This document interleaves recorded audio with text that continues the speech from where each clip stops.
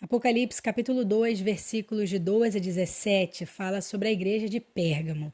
Essa igreja era conhecida por sua devoção aos cultos romanos e helênicos, e muitos cristãos se viam diante de escolhas difíceis entre manter sua fidelidade a Cristo ou se render à cultura pagã ao seu redor.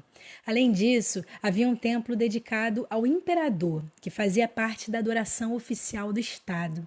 Em uma cidade tão dominada pela idolatria e pela religião estatal, os cristãos de Pérgamo enfrentavam grande perseguição. Eles eram pressionados a abandonar sua fé ou a participar de rituais idólatras, como oferecer sacrifícios aos deuses romanos ou propriamente a figura do imperador. A situação da igreja de Pérgamo era agravada pela presença de heresias dentro dela. O texto de Apocalipse 2, versículos 14 e 15, revela que algumas doutrinas corruptas estavam sendo aceitas entre os crentes.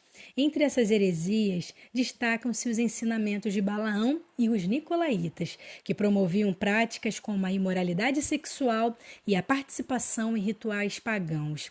Mas não apenas isso. A doutrina de Balaão, especificamente, trata de lançar tropeços, ou seja, tropeços doutrinários para que os irmãos venham a cair em contradição, fazendo com que os crentes sejam envergonhados pela palavra de Deus. Nessa igreja também havia falsos irmãos que seguiam esses falsos mestres. Eles gostavam desse tipo de conversa, dessa técnica, para fazer com que as pessoas caíssem no erro da palavra, por não observarem e não se firmarem na palavra. Então, eles usavam esse tipo de ensino e isso causava muita vergonha aos crentes de Pérgamo, e também tem aqueles que seguiam os ensinos dos nicolaítas, que está ligado muito à questão do gnosticismo. Os gnósticos acreditavam que eles recebiam um conhecimento secreto que era esotérico e especulativo de Deus, através de um espírito portador da gnose, ou seja, um espírito que tem um conhecimento que salva. Esse espírito dizia que Cristo era uma das emanações de Deus, mas não dizia que Cristo era Deus.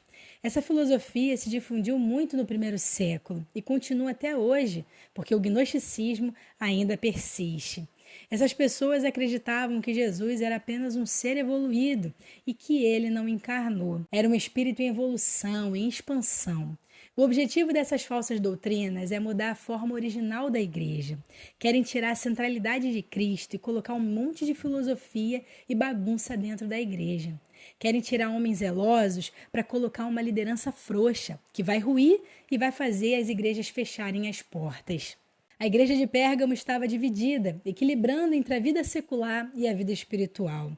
Jesus estava indignado com a postura dessa igreja, mas isso não significa que Jesus não amava os de Pérgamo. Ele, em todo o tempo, na carta, expressa um sentimento de que pode acontecer uma reviravolta nos corações dos irmãos e também a essa qualidade de crentes.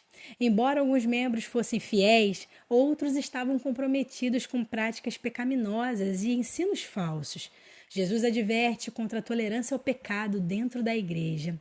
A igreja não pode se conformar com o mundo, nem aceitar práticas ou doutrinas que contradizem a palavra de Deus.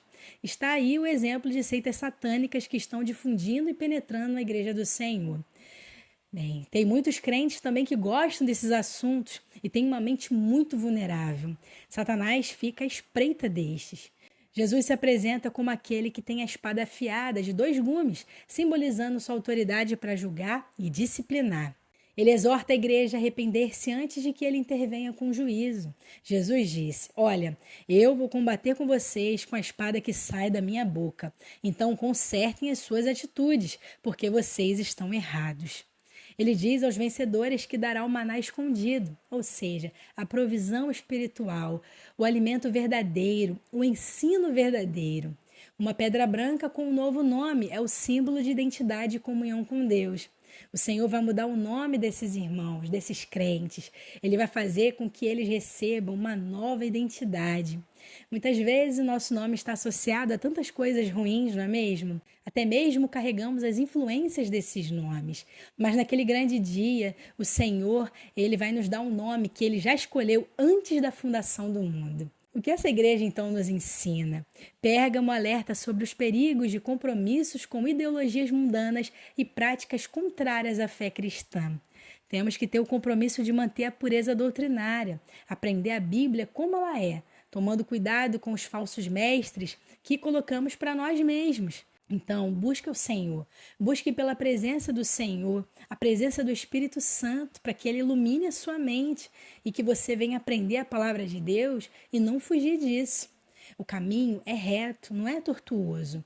O Senhor tem um caminho plano, correto. A palavra do Senhor é pura.